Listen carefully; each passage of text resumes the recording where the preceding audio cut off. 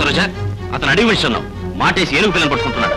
కాదంకల్, ఆ ఏనుగు పిల్ల అతన్ని. అబద్ధాలు ఆడుకో.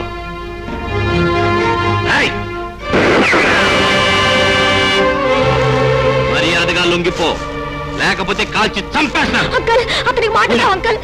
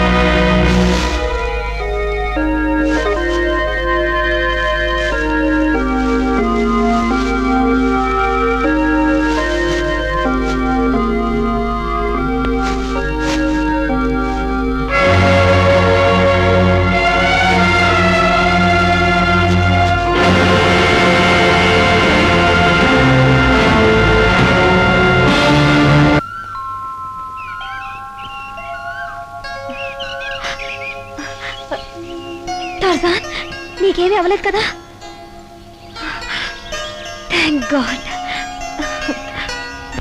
అయ్యయ్యో, ఫారెస్ట్ ఆఫీసర్ గారా, ఇదేమిటి ఇక్కడున్నారు? అప్పలనాయుడు గారు, ప్లీజ్ హెల్ప్ మీ. దయచేసి పైకి లాగండి. అంతకన్నా అదృష్టమా? నేనెప్పటి నుంచో అడుగుతున్నాను నాతో చెయ్యి కలపండి అని. ఇప్పుడు మీరే అడుగుతున్నారు.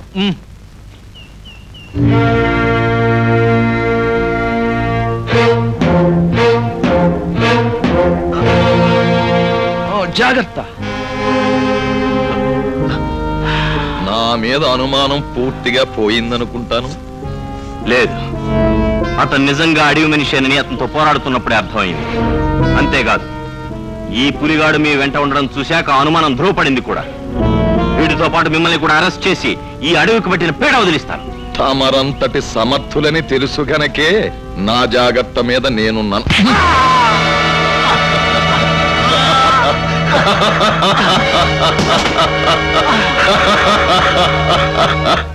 నాకు రెండు పీడలు వదిలిపోతాయి. ఒకటి, నా నిజస్వరూపం తెలిసిన నువ్వు పరమాత్మలు ఐక్యమైపోతున్నావు. రెండు, నాకు అనుక్షణం అడ్డు తగిలే ఆ అడవి దొంగ ఉపయోగించే ఆయుధంతో నిన్ను చంపాను గనక ఈ కేసు వాడి మీదకి నెట్టేసి వాడిని జైలుకి పంపించేస్తాను. దీనితో నీ కథ సమాప్తం, నా కథ సుఖాంతం.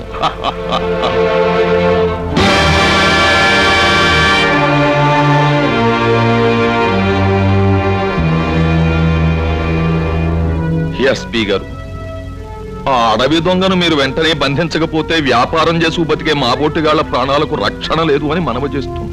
అతను ఎలా ఉంటాడో మీలో ఎవరికైనా తెలుసా? నాను చూసినాను దొర.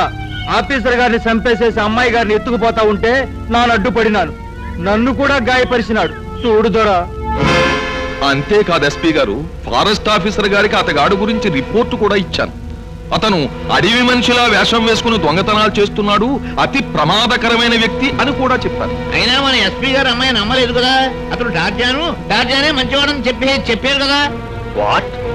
మా సరోజి చెప్పిందా? అవును ఎస్పీ గారు, అక్కడికి నేను అమ్మాయి గారితో చెప్పాను, అమ్మా వీడు టార్జాను కాదు దొంగ అని. కానీ అమ్మాయి గారు వాడి మాయలో పడిపోయారు. వాడేం మందు పెట్టాడో ఏమో టార్జాను అని కలవరిస్తూ అది నిజమని నమ్మించడానికి ఆఫీసర్ గారిని తీసుకుని అతని దగ్గరికి బయలుదేరారు. తీరా ఇక్కడికి వచ్చాక అతనే అడుగు దొంగని చెప్పేసి బయటపడి ఉంటుంది. దాంతో ఆఫీసర్ గారిని చంపేసి మీ అమ్మాయిని బంధించేసి ఉంటాడు. మిస్టర్ రెడ్డి, ఈ అడవిలో అంగుళం గాలించండి. ఆ అడవి దొంగను ప్రాణాలతో పట్టుకోలేకపోతే గాయపరిచయం లొంగ తీసుకోండి. అమ్మాయిని వాడి నుంచి కాపాడండి. Yes sir. నేను రాజేంద్ర శవాన్ని పోస్ట్ మార్టం పంపిస్తాను. 24 గంటల్లోగా సరోజ నా ముందు ఉండాలి. ఆ అడవి దొంగ కటకటాల వెనక ఉండాలి. Come on move. Yes sir. కమాన్.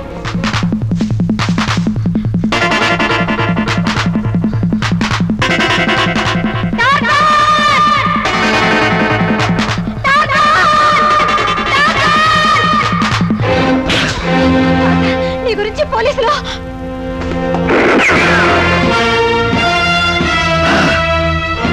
మిస్టర్, మర్యాదగా లొంగిపో, లేకపోతే కాల్చి పారేస్తాను. అమ్మా సరోజ, నువ్వు తప్పుకో. అతను అడవి దొంగ, హంతకుడు.